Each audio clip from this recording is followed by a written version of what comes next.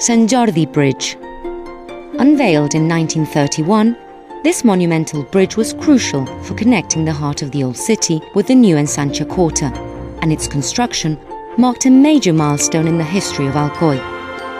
Designed following the Art Deco style, it was an innovative construction, as it was the first bridge to use reinforced concrete beams.